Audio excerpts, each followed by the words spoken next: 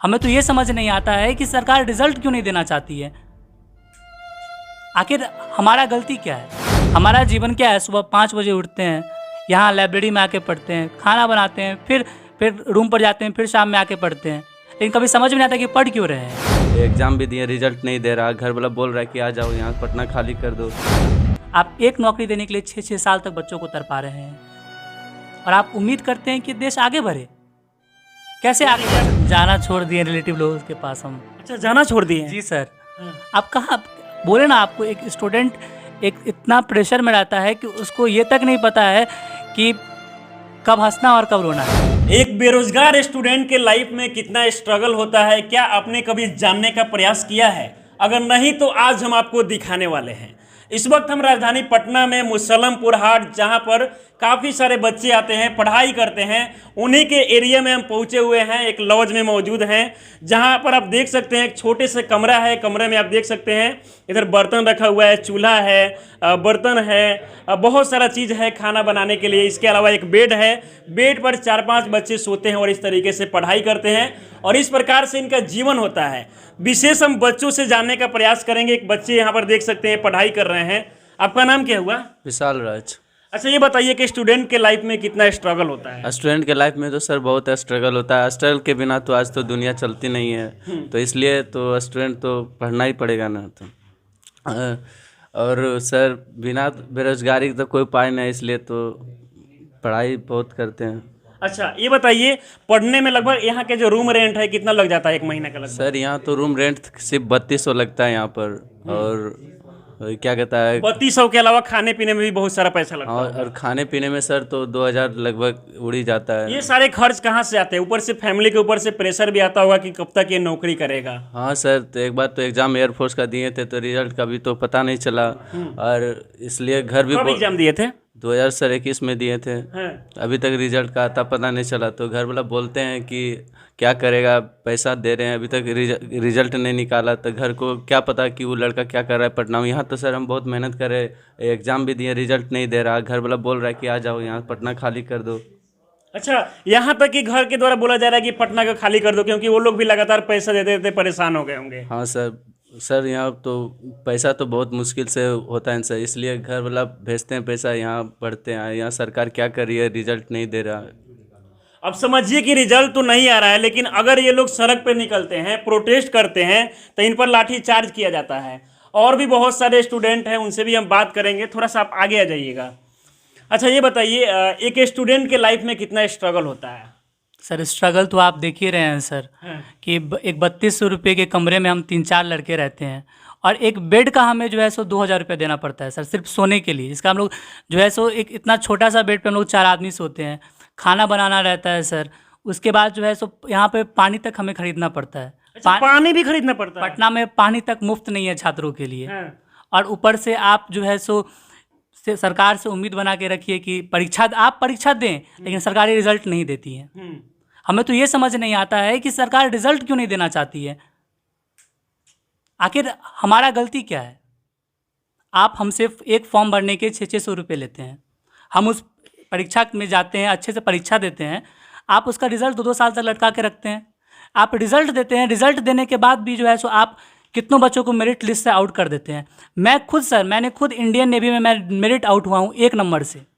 मैंने ये ऑनलाइन परीक्षा पास किया, मैंने दौड़ पास किया, मैंने मेडिकल पास किया, पर मेरा 1 नंबर से नहीं हुआ। मैं सरकार से पूछना चाहता हूँ कि मेरिट का सिस्टम क्या है ये? आप पैसा लेने वक्त तो मेरिट डिसाइड नहीं करते हैं। आपको अगर हर मोड़ पर अगर बच्चों की छटनी ही करनी है तो आप फॉर्म में ना निकालें, आप वैकेंसियाँ ना निकालें। हमें कितना दिक्कत होता है सर। 2019 का ये आरआरबी एनटीपीसी का मुद्दा, जो मार्च 2019 में इसका फॉर्म आया था और आज मार्च 2022 है, 3 साल में सिर्फ एक CBT 1 हुआ है। इसका सेकेंड राउंड अभी होना बाकी है, उसके बाद मेडिकल होगा और उसके बाद ज्वाइनिंग होगा। 2025 तक मुझे लगता है ये चीज़ क्लियर नहीं हो पाएगा। आप एक नौकरी देने के लिए 6-6 साल तक बच्चों को तरपा रहे हैं और आप उम्मीद करते हैं कि देश आगे बढ़े। कैसे आगे बढ़ सकता है? आपको लगता है कि जानबूझकर इस देश में युवा को बर्बाद किया जा रहा है? बिल्कुल बर्बाद किया जा रहा है सर। आप मेरा सरकार से कहने का अर्थ ये कि आपको अगर हर चीज़ को प्राइवेट करना, आप कर दें ना। कौन आपको रोक रहा है?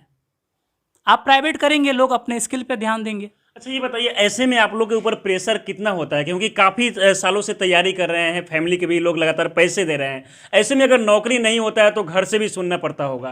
देखिए, घर से नहीं सुनना पड़ता है, लेकिन एक स्टूडेंट के लाइफ में तो प्रेशर होता ही है सर। आपको हर मोड़ पे डर रहता है कि मैं तो अपना बेस्ट दे रहा हूँ, अगर नहीं होगा तो फिर क्या होगा। अगर आप लोग प्रदर्शन कर रहे हैं तो फिर भी लाठीचार्ज किया जा रहा है, यहाँ तक कि जेल में ठूसा जा रहा है। आप प्रदर्शन करने से पहले हमने ट्विटर पे कैंपेन चलाया था। 1 करोड़ से ऊपर ट्वीट हुई थी उस चीज़ पे, #NTPC रिजल्ट पे। मैं पूछना चाहता हूँ कि उस टाइम अश्विनी वैष्णव जी के और उनके शिक्षा मंत्रालय उस टाइम क्या कर रहा था, जब इतने सारे बच्चे, आज 40 लाख बच्चे आपके आके ट्विटर पे ट्वीट कर रहे थे, तो आपने उस वक्त क्यों नहीं कोई डिसीजन लिया? आप इसका मतलब इंतज़ार कर रहे थे कि बच्चे रोड पर आएँ। रोड पे आएंगे तो आप उनको मारेंगे, बाद में आप उनको जेल में देंगे, आप ये बोलेंगे सरकारी संपत्ति का नुकसान किए हैं। आप ऐसा नौबत आने ही क्यों दिए? जब ट्विटर पे आप कहते हैं सब कुछ डिजिटल है, जब आप डिजिटल प्रोटेस्ट हुआ था तो आप उस दिन सुन लेते कि एक बच्चा झूठ बोल सकता है, 10 बच्चा झूठ बोल सकता है, 40 लाख बच्चा थोड़ी झूठ बोलेगा सर। और अगर सब के सब झूठे हैं तो सब ईमानदार तब आप ही हुए सिर्फ। तो अगर आप ईमानदार हैं तो आपको 4 दिन बाद रिजल्ट वापस क्यों लेना पड़ गया? जैसे कि घर से वो बाहर निकलता है तो उसके मम्मी पापा आशा करते हैं कि मतलब जाए तो कोई अच्छा से पढ़ाई करे और जॉब ले। जब यहाँ पर आता है तो घर के लोग तो उतना मतलब उतना एजुकेशन नहीं रहता है, बाहर के नॉलेज नहीं रहता है। जब वो बाहर में आता है लड़का तो उसको बहुत कुछ झेलना पड़ता है। एगो तो पहले तो इतने मेहनत से पढ़ाई करता है, फिर वो एग्ज़ाम देता है, फॉर्म भरता है, उस एग्ज़ाम देता है, फिर एग्ज़ाम का जो रिजल्ट है वो पेंडिंग में डालता है, इतना लेट करता है, डिले करता है। तो फिर घर वाले पूछते हैं कि तुम्हारा क्या हुआ बेटा, अभी तक तुम्हारा जॉब नहीं हुआ। फिर गांव जाता है तो ताना सुनना पड़ता है, बहुत सारा का बात हो जाता है। यानी कि सब जगह से सुनना पड़ता है। अगर रिलेशन में भी कहीं जा रहे हैं तो बोलता होगा लोग कि बहुत साल से तैयारी कर रहा है लेकिन अभी तक नौकरी नहीं हुआ है। जाना छोड़ दिए रिलेटिव लोगों के पास हम। अच्छा, जाना छोड़ दिए हैं? जी सर। आप कहाँ बोले ना, आपको एक स्टूडेंट एक इतना प्रेशर में रहता है कि उसको ये तक नहीं पता है कि कब हंसना और कब रोना है। अगर आप यही बात अगर आप गौर से देखें तो हमारा जीवन क्या है, सुबह 5 बजे उठते हैं, यहाँ लाइब्रेरी में आके पढ़ते हैं, खाना बनाते हैं, फिर रूम पर जाते हैं, फिर शाम में आके पढ़ते हैं, लेकिन कभी समझ में नहीं आता कि पढ़ क्यों रहे हैं। आप वैकेंसियाँ आप निकालते नहीं हैं। आप जो अगर वैकेंसियाँ निकालते हैं तो आप रिजल्ट प्रकाशित नहीं करते, और अगर रिजल्ट भी प्रकाशित कर देते हैं तो आप लास्ट क्लास तक उस बच्चे को कहीं ना कहीं जाके छटनी कर ही देते हैं। तो जैसा कि मैंने बात किया कि एक स्टूडेंट के लाइफ में कितना स्ट्रगल करना पड़ता है, फिलहाल इस वीडियो में इतना ही। उम्मीद करते हैं कि आपको ये वीडियो पसंद आया होगा। और भी खबरों के साथ जुड़े रहने के लिए हमारे साथ बने रहें। बहुत बहुत धन्यवाद।